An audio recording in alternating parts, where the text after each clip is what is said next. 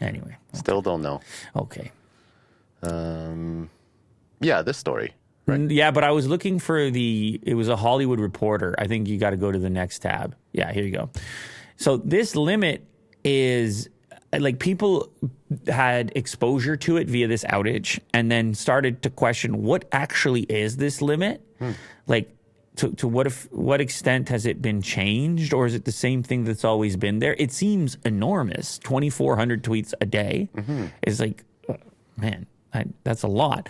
But then you look into it, or at least the Hollywood Reporter did, and it seems that maybe you could bump into some of these restrictions because it does seem to also apply to things like private messages, of which you could have a lot. The daily tweet limit is 2,400, but the site notes that the daily update limit is further broken down into smaller limits for semi-hourly intervals, and retweets also count toward that limit. Now, does this have to do with bandwidth, or is this some sort of anti-bot behavior? Because you have to imagine bots would be at the extreme end of the spectrum when it comes to producing tweets and whatever other behaviors bots might get into. According to the help page, users hitting limits will be allowed to try again in a few hours after the limit period has elapsed, though it's not clear what exactly the time period is.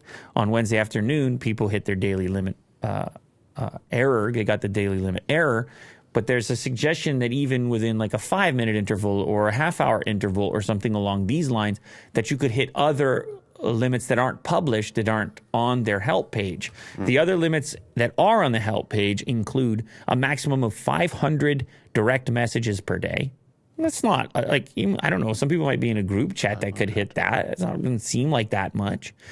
And a follow limit of 400 accounts per day. That seems very bot targeted because that's a big part of how those bots operate, following, unfollowing accounts constantly. Twitter is also capping the total number of that an individual user can follow to 5,000.